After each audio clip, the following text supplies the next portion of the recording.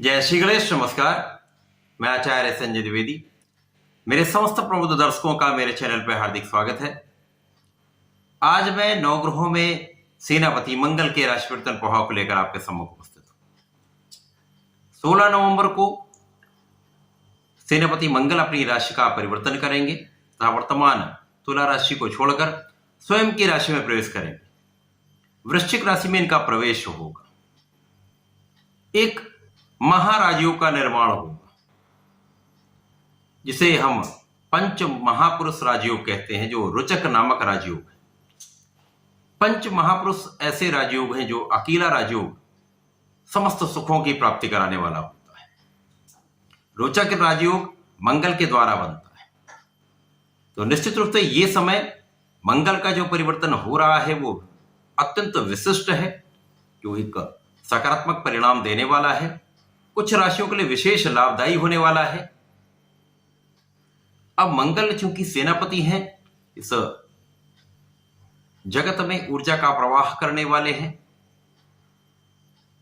ऊर्जा के कारक हैं, पराक्रम के कारक हैं, छोटे भाई के कारक हैं, साथ ही साथ क्रोध के कारक भी हैं, विवाद के कारक भी हैं, लड़ाई झगड़े के कारक भी मंगल है, परंतु सैन्य बल के कारक भी मंगल है, क्षमता के कारक भी मंगल है, स्पोर्ट्स के कारक भी मंगल है। तो निश्चित रूप से मंगल का परिवर्तन जो एक विशिष्ट राजयोग बना रहा है, समस्त राशियों को विशेष रूप से प्रभावित करने वाला है। अब क्योंकि वृश्चिक राशि में मंगल का ये परिवर्तन जो हो रहा है, यहां पर त्रिग्रही योग बनेगा। यहां पर सूर्य भी होंगे, बुध भी होंगे तथा मंगल स्वयं होंगे। तो ये त्रिग्रही योग का निर्माण अलग अलग राशियों के लिए अलग अलग भावों में बनेगा, अलग अलग स्थानों पर बनेगा। उसी के अनुसार ही परिणाम की प्राप्ति हो। आज मैं मेष राशि के लिए, जो मंगल की ही राशि है, मंगल के इस राशि परिवर्तन का क्या प्रभाव मिलने वाला है, किस प्रकार के लाभ मिल सकते हैं, कौन सा भाव प्रबल होगा, कहां कितना लाभ ले पाएंगे तथा कहां पर समस्या आ सकती है, उसका क्या निराकरण है, संपूर्ण विश्लेषण मैं पूर्ण तर्क के साथ करने जा रहा हूं।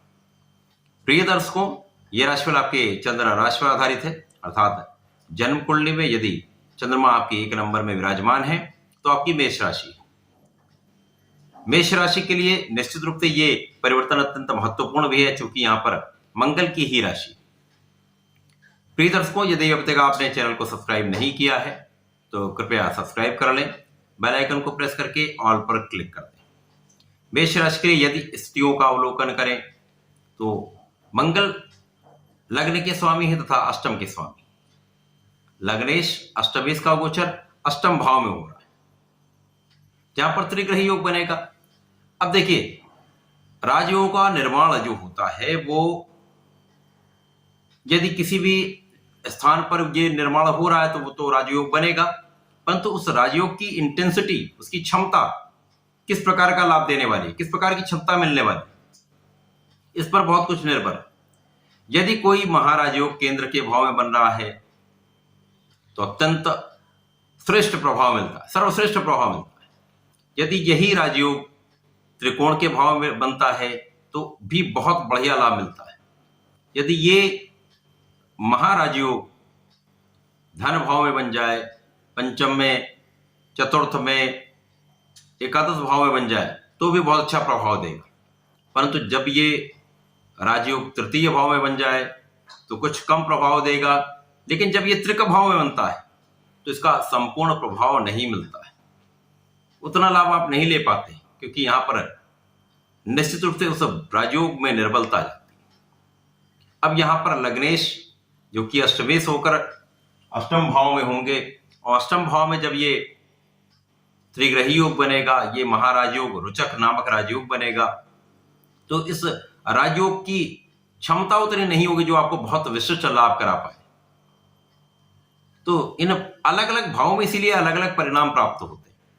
अब यहां पर यद्यपि स्वयं की राशि है तो कहीं ना कहीं इसका फल एक सकारात्मक परिणाम देने वाला होगा। आपकी स्वास्थ्य की सुरक्षा 100% होगी, आपकी आयु की रक्षा होगी, स्वास्थ्य में सुधार हो जाए, आध्यात्मिकता में वृद्धि हो जाए।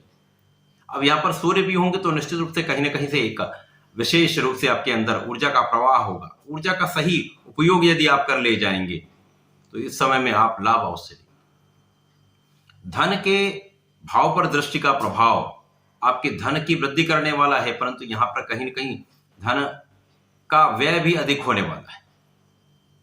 परंतु सबसे बड़ा लाभ ये है यहां पर कि मंगल जब अष्टम भाव में होंगे, अब चूंकि राजयोग बन रहा था, राजयोग का कुछ लाभ तो आपको मिलेगा। यहां पर आपके शिक्षा ज्ञान का भाव प्रबल होगा, आपके लाभ में वृद्धि होगी, जहां पर स्वयं शनिदेव लाभ के स्वामी होकर विराजमान है, उनसे चतुर्थ दशम का संबंध मंगल के प्रभाव को बढ़ाने वाला हो जाए, तो आपका लाभ पहले से कहीं अधिक आपको प्राप्त होने लगेगा, विशिष्टता के साथ प्राप्त होने लगे। आपके परिश्रम से जितना लाभ आप ले रहे हैं उससे अधिक आपको लाभ मिल रहा है।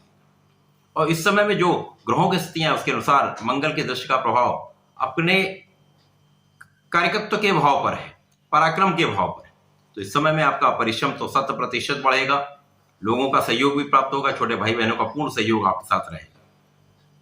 इस परिश्रम के कारण आपके कार्यक्षेत्र में प्रगति अवश्य होगी, सफलता आपको अवश्य मिलेगी। तो कहीं ना कहीं से धन का आगमन निरंतर होता रहेगा। जितने बहुत बड़ा धन का लाभ यहां पर होने वाला नहीं है, परंतु धन की वृद्धि तो तय है। अब चूंकि यहां पर पंचमेश सूर्यदेव भी हैं, अब सूर्य के साथ कोई त्रिक भाव का दोष नहीं लगता है, तो यहां पर आपके शिक्षा ज्ञान में कोई बहुत निर्बलता नहीं आने वाली। लेकिन यदि आप कुछ विशेष ज्ञान लेना चाहते हैं, रिसर्च के कार्य में जाना चाहते हैं, हायर एजुकेशन में रिसर्च करना चाहते हैं, तो वहां पर आपको विशेष लाभ मिलेगा। प्रेम संबंधों के लिए बिल्कुल स्थिति अच्छी नहीं है, यहां पर इससे बचना ही अत्यंत श्रेष्ठ है। तो ये मंगल का जो राशि परिवर्तन है, ये आपके लाभ की वृद्धि तो निश्चित रूप से करने वाला है। तो कार्यक्षेत्र प्रबल होगा तो लाभ आपका बढ़ेगा, धन भी बढ़ेगा, परंतु उतना लाभ, क्योंकि यहां पर राजयोग कुछ निर्बल है, उतना लाभ नहीं मिलेगा। परंतु ये समय अनुकूल है। यहां पर यदि आप अपने स्वास्थ्य का ध्यान रखेंगे, अपने एनर्जी को सही डायरेक्शन में यूज करेंगे, सही दिशा में उसको यूटिलाइज करेंगे, तो सही परिणाम प्राप्त होगा। अनावश्यक कार्यों में अपने ऊर्जा का क्षय ना करें, अनावश्यक मित्रों के साथ अपने समय का व्यय न करें। यदि आप ऐसा कर लेते हैं तो निश्चित रूप से ये समय आपके लिए अत्यंत अनुरूप लाभ देगा। मेष राशि के जातकों को नियमित रूप से भगवान श्री संकट मोचन की शरण में रहना चाहिए, नित्य हनुमान चालीसा करनी चाहिए। इस समय में हनुमानाष्टक का पाठ अवश्य करना चाहिए। यदि आप ऐसा करते हैं तो श्रेष्ठ परिणाम प्राप्त होंगे। कहीं ना कहीं ये निर्बल राजयोग भी आपको अच्छा लाभ देगा। तो ऐसा करके इसका लाभ लें। धन्यवाद, नमस्कार।